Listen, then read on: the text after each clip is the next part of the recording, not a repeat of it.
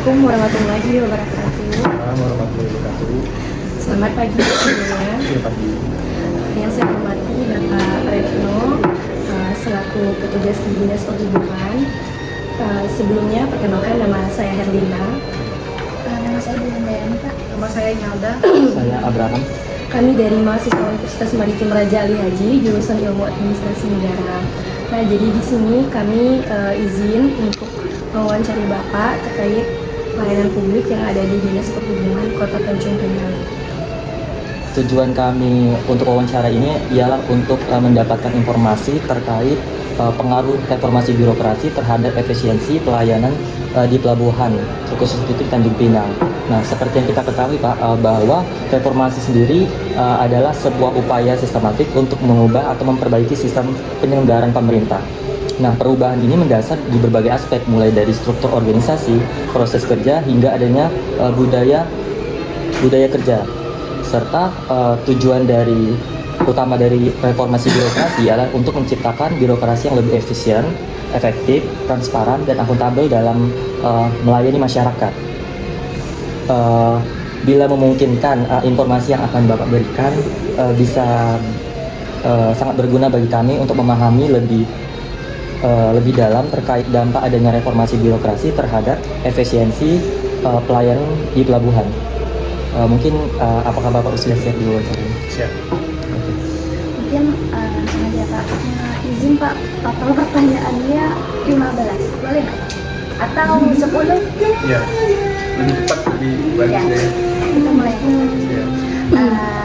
Pertanyaan yang pertama itu mengenai bagaimana Pak Disub di Tanjung Pinang ini mendefinisikan reformasi birokrasi khususnya dalam konteks pelayanan publik. Ya. Itu terhadap pelayanan publik yang ada di bidang kita itu khususnya di seksi saya kan terkait pelabuhan, baik itu kegiatan angkutan barang, itu penumpang, ada kendaraan yang akan masuk ke pelabuhan, itu terhadap birokrasi yang sudah kita terapkan itu kita sudah melakukan beberapa struktur, baik itu organisasi, terus pelayanan. Salah satu contohnya kita di lapangan meningkatkan jumlah personil kita untuk supaya pelayanan semakin maksimal. Yang awalnya 2 kita tingkatkan menjadi 4 di masing-masing dermaga yang kita kelola, khususnya yang ada aktivitas sehari-harian.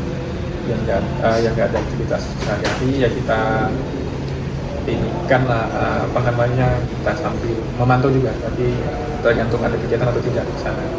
Terus yang selanjutnya kita jam pelayanan kita tambah, yang sebelumnya jam 8 kita tingkatkan dari jam setengah 8 pagi sampai jam 4 sore, jadi cukup lama.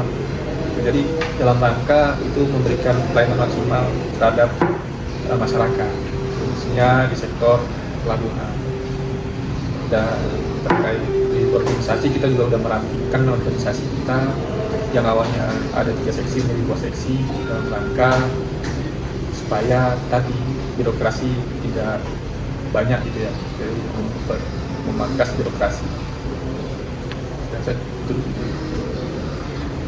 Kalau langkah-langkah reformasi birokrasi yang telah diterapkan oleh Dinas Perhubungan ini itu sejauh apa?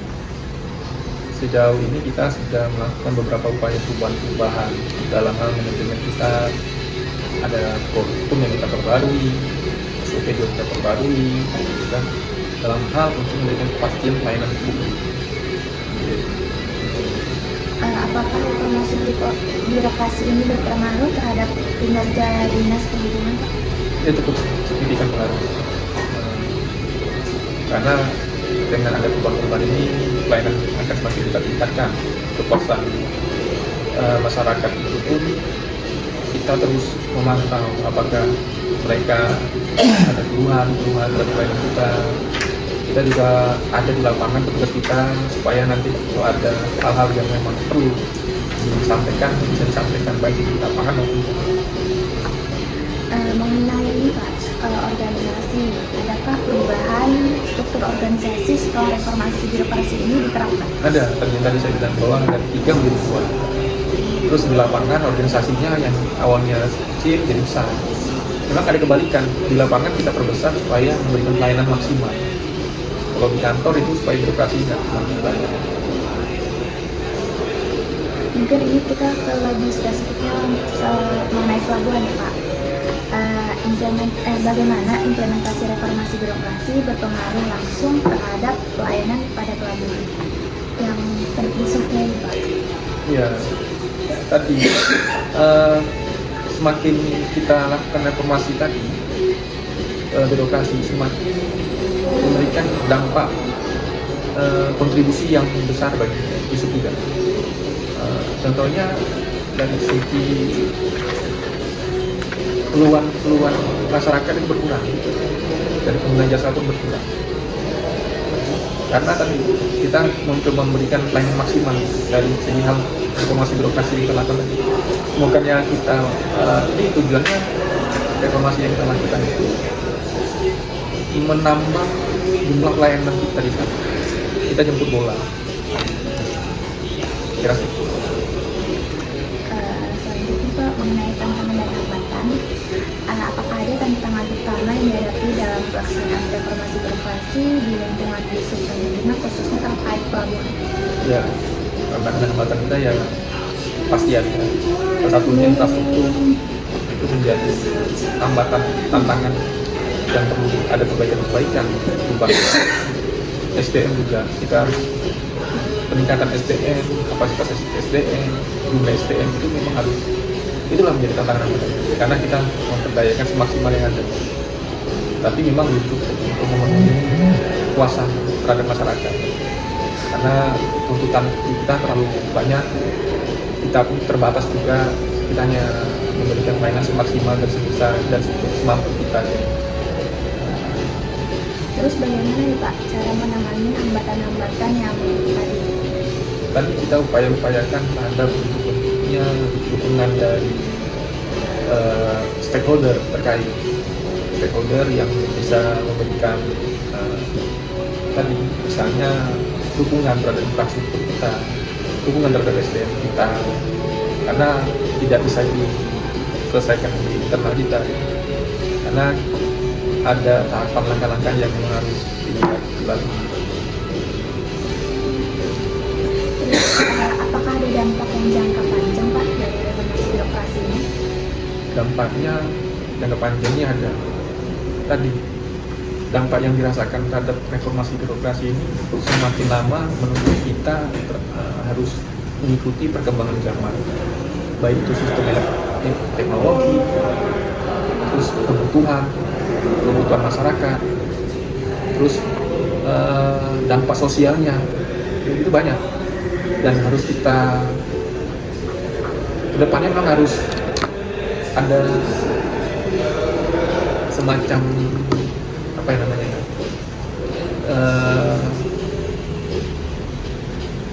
bukan perubahan tetapi yang harus kita jalani. Kita jalani memang ada terkait dampak sosial dan dampak tadi teknologi yang perkembangan zaman itu memang nggak bisa kita elakkan juga. Kita harus mau nggak mau, suka nggak suka ya harus kita lakukan gitu sesuai dengan tuntutan ke depannya. Mengenai tadi ada governance juga Pak, apakah birokrasi ini turut mendorong penggunaan teknologi dan inovasi dalam pelayanan yang ada di desa? Ya, tetapi teknologi kita masih sebatas media online yang kita gunakan aja. Kita belum punya website, belum punya apa namanya pelayanan dalam bentuk elektronik. Paling kita sudah memperlakukan absensi elektronik aja di lapangan, jadi petugas kita nggak perlu di kantor absensi gitu. Jadi mereka di lapangan sudah bisa absensi, sudah bisa melaporkan kegiatannya. Bapak masih seperti internal, tapi untuk konsumen pengguna jasa dulu masih buat internal aja pengguna.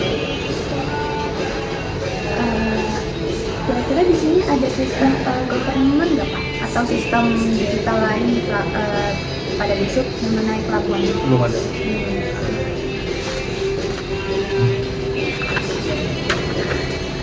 Selanjutnya Pak, bagaimana sih Pak cara Disub mengevaluasi keberhasilan reformasi birokrasi dalam pelayanan terutama pada pelabuhan? Ya, tiap tahun kita melakukan evaluasi, monitoring, evaluasi capaian apa yang sudah kita laksanakan. Kita punya target selama itu kita ada punya rencana strategis kita selama 5 tahun yang kita turunkan dalam digital reformasi tahun. Dan ketika tidak tercapai itu akan kita evaluasi. Dan itu ada di bagian di program itu sudah ada jangka menengah, jangka panjang, jangka pendek. Jadi ketika tidak tercapai akan kita evaluasi. Bagaimana Pak Disub sendiri menjamin keberlanjutan reformasi birokrasi ini agar dampaknya itu dapat dirasakan dalam jangka panjang? Komitmen kita butuh ada fakta integritas. Jadi setiap orang menuntut untuk melakukan membuat fakta integritas. Terakhir nih Pak, apakah ada inisiatif baru yang direncanakan untuk memperkuat implementasi reformasi birokrasi ke depan? Belum, masih rencana strategis 5 tahun ke depan. Mungkin secara formal ya Pak, pertanyaannya sudah mungkin dari teman-teman lain Saya ada. ada? Nah, tadi kita udah bertanya nih terkait adanya pertanyaan umum tentang reformasi birokrasi, terus kayak efisiensi pelayanannya, serta adanya tantangan dan hambatan. Nah, sekarang saya ingin bertanya terkait SDM-nya dan kompetensi. Seperti mungkin bisa Bapak jelasin terkait di Disub ini ada nggak sih kayak bagaimana Disub ini meningkatkan kompetensi pegawainya setelah adanya reformasi birokrasi? Terus apakah ada terdapat program pelatihan yang untuk mendukung pelaksanaan reformasi tersebut? Kita paling masih dalam sosialisasi karena kita tapi kalau terkait peningkatan tadi itu hambatan-hambatan dan tantangan kita, peningkatan SDM kita tadi kompetensi itu yang masih menjadi kendala kita. Itu kan terkait dengan kebutuhan anggaran, infrastruktur yang masih menjadi tantangan hambatan kita. Masih sosialisasi internal. Nah, saya kan ada lihat sih beberapa waktu yang lalu terkait ada perubahan sih dari tahun ke tahun dari zaman dahulu terkait pelabuhan, bahwa seiring berjalannya waktu dulu itu pelabuhannya itu kayak nampak gimana ya, dikatakan layak pun masih buru-buru kali. Nah, menurut pandangan Bapak bahwa gimana sih setelah adanya reformasi birokrasi ini terhadap pelabuhan itu Pak? Tergantung dari sudut pandang kita pelabuhan mana yang kita lihat. Kalau untuk pelabuhan terminal penumpang, saya rasa pelayanannya sudah cukup baik ya. Memang ada beberapa terminal penumpang yang belum cukup baik untuk di lokal, tapi lagi diupayakan untuk diperbaiki, ditingkatkan. Ada dalam waktu dekat memang sudah ada program. Bongkar muat rata-rata di sini masih menggunakan cara konvensional. Karena memang kita masih dalam antar pulau. Di Kijang sudah ada, mungkin di tempat lain ada. Tapi di kita memang masih dalam bentuk konvensional. Bukan tidak ada reformasi birokrasi, tetapi kebutuhannya masih seperti itu yang kita rasakan. Mungkin itu saja dari saya.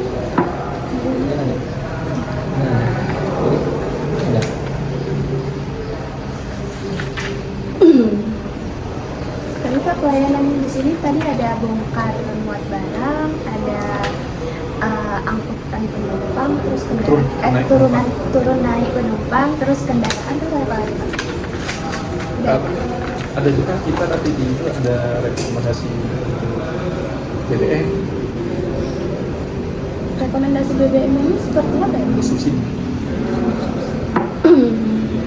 Itu untuk kapal kecil. Jadi yang menggunakan metode subsidi harus rekomendasi ini. Seperti Ibu tadi ya Pak? Ya, Itu kapal yang besar atau kapal kecil. kapal yang kecil untuk bawa penumpang? Karena memang kebutuhannya yang kita sesuai dengan aturannya seperti itu. Dan terminal-terminal ini Pak, tujuannya kemana aja Pak kalau boleh tahu? Saya cuma tahunya ke Tanjung Uban aja. cenderung sini. Di sini kebanyakan bukan sebaliknya. Paling ada kemarin yang bus murah, domba. Dulu ada damping tapi nggak usah damping. Oh, bus murah dompak itu dari sini ya? Ya kemarin dari sini. Dan Saya suka kemarin suka juga pakai bus murah. Sekarang kayaknya masih ada. Enggak. Udah jalur lain. ya, terus dengan fungsi terminal aja.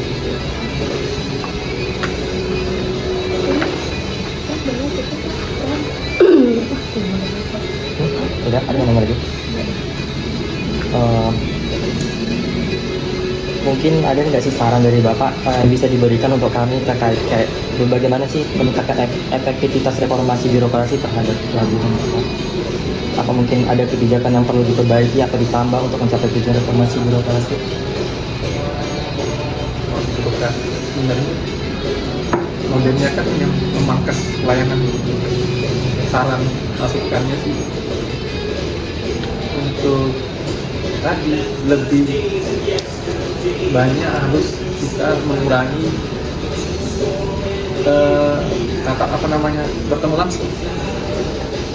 Nah, jadi lebih kebanyakan elektronik online itu lebih mempermudah, lebih minim resiko juga. Itu bukan kebijakannya tetapi infrastrukturnya yang harus diperbarui. Kalau kebijakan itu saya rasa ada itu aja, tetapi implementasinya membutuhkan infrastrukturnya itu harus lebih ditingkatkan. Percuma kita buat kebijakan bagus tapi tidak infrastruktur tidak mendukung. Karena kayak kami membuat kebijakan tidak perlu datang ke kantor, cukup dari lapangan aja. Tapi infrastrukturnya tidak ada, percuma juga, ya kan? Tadi. Mungkin Pak, itu saja wawancara kami hari ini. Semoga dengan adanya pertanyaan-pertanyaan dan wawancara dari kami, Dinas Perhubungan ini bisa meningkatkan pelayanan publik, reformasinya lebih baik lagi untuk masyarakat.